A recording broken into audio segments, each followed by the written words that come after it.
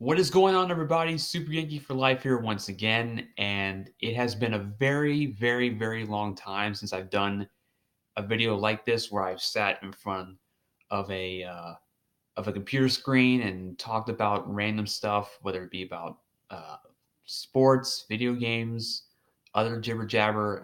I think the last time I've done a video like this was probably my NFL picks video that I used to do like way back in the day. I used to do like predictions for the NFL and maybe some basketball and baseball stuff like that. And I want to get back to doing it. I want to get back to doing those types of videos.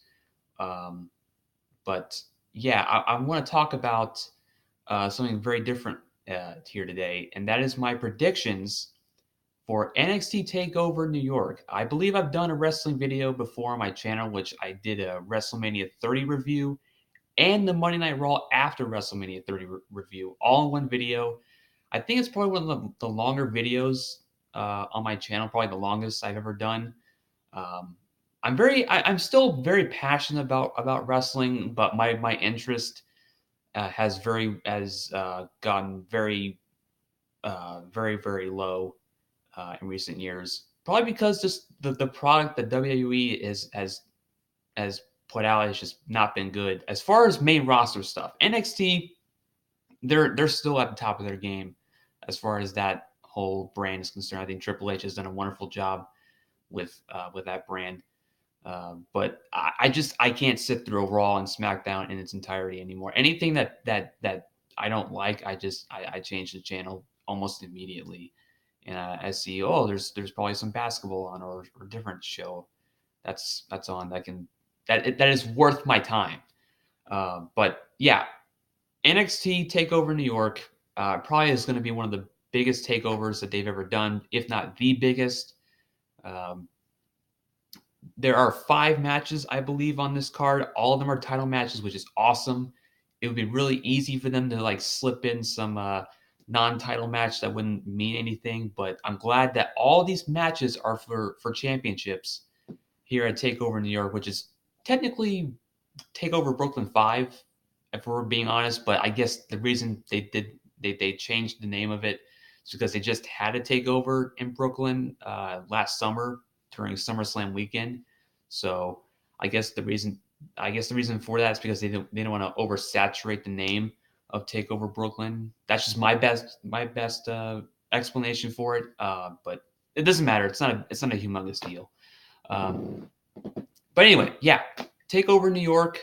I'm going to be doing 2 separate predictions. Number one, the winners of the matches, and 2, the match order. How I would book Takeover New York if I was in charge. How I would structure the match order. So yeah, the first match I would go with, I think, has to be for the tag team titles. I mean, takeovers have generally started with the tag team championship matches. We saw last year throughout with the Undisputed Era taking on Mustache Mountain and Oni Lorcan and Danny Burch. 2 fantastic tag team matches.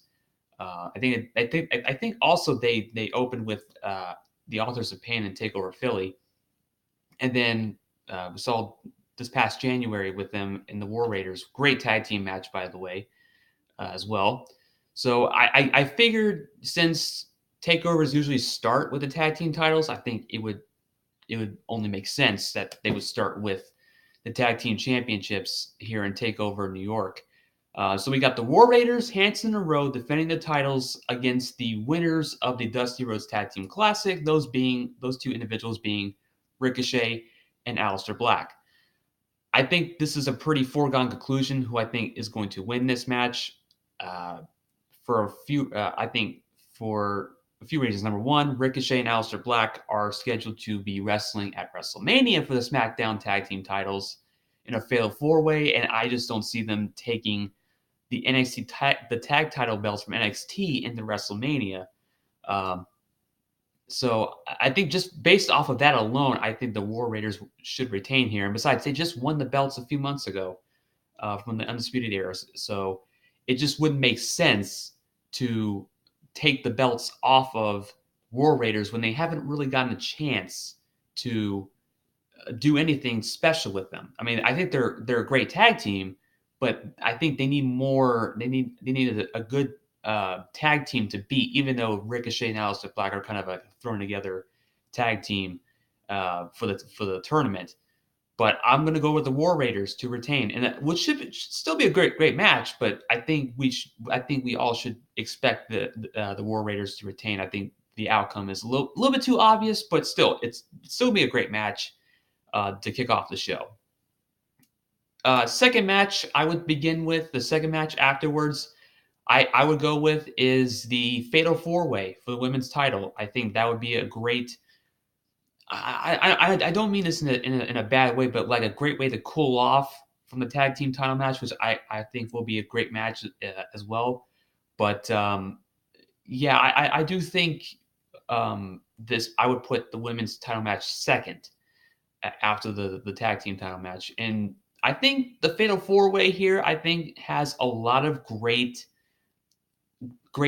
combustible elements in this Fatal 4-Way. You have the champion, Shayna Baszler, who I think is fantastic, Bianca Belair, Kairi Sane, and Io Shirai. I think you can make a case here. First of all, I think no matter if it's Bianca, Io, or Kairi, I think Shayna Baszler is due for the main roster anytime now. So I do think she is dropping the belt in this match. To who?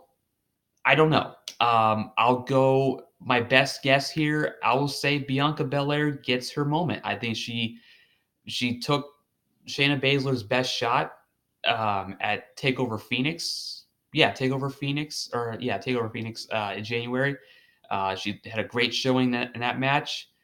She's gotten better and better and better with her time in NXT. I think it's her moment. I think Io Shirai and Kairi Sane, I think those girls they'll have their moment in time. I think you give Belair a chance to have a run with the title until SummerSlam or Survivor Series weekend, and then you have her drop it to either Kairi Sane or Io Shirai, and then those two ladies could have a feud for the belt. But I think my best guess here, I think Bianca Belair gets her moment at Takeover New York and becomes the NXT Women's Champion.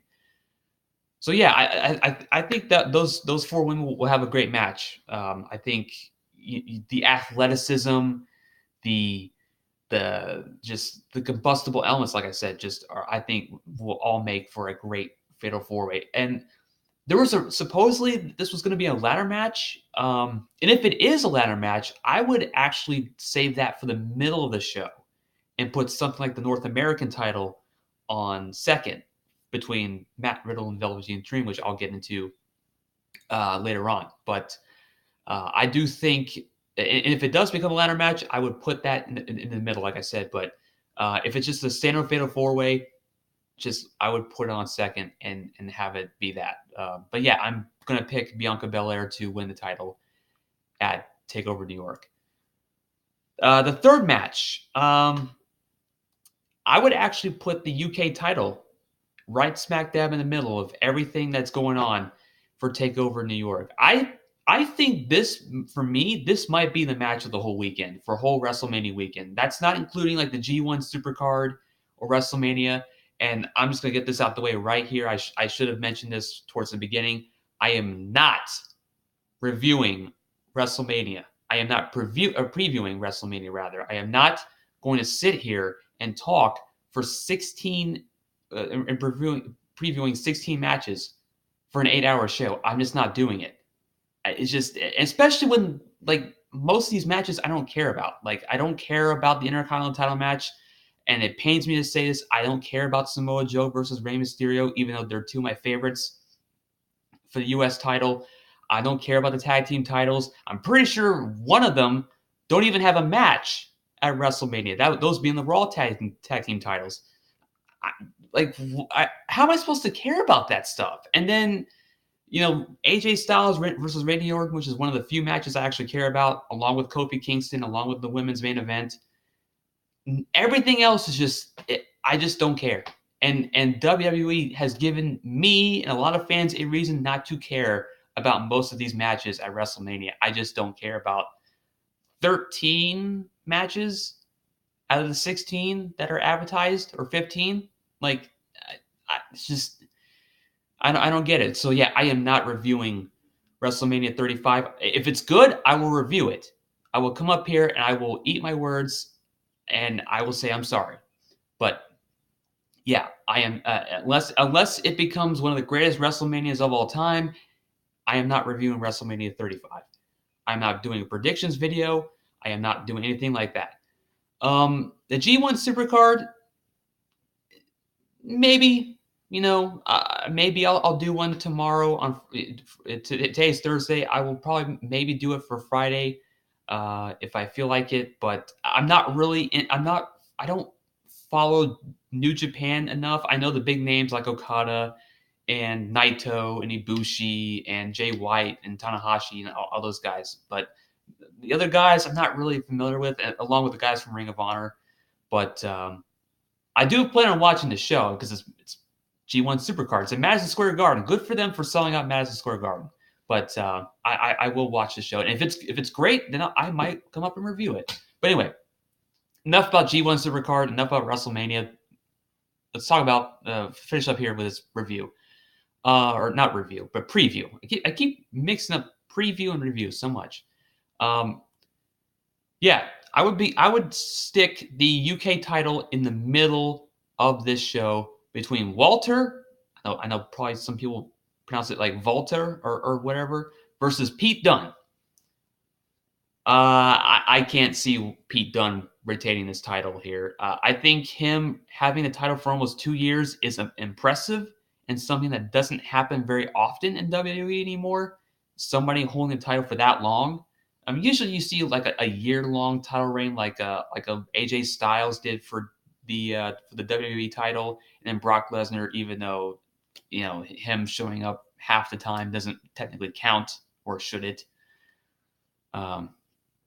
But him defending the title, whether it be for WWE or in other promotions, I think him carrying that title for almost 2 years has been really impressive to me, and I think it's time. I think it's time for him to drop it to somebody who looks like they could actually, like, you don't like when I look at Walter, I just look at a man that you just don't want any problems with in real life. He just looks like a scary dude.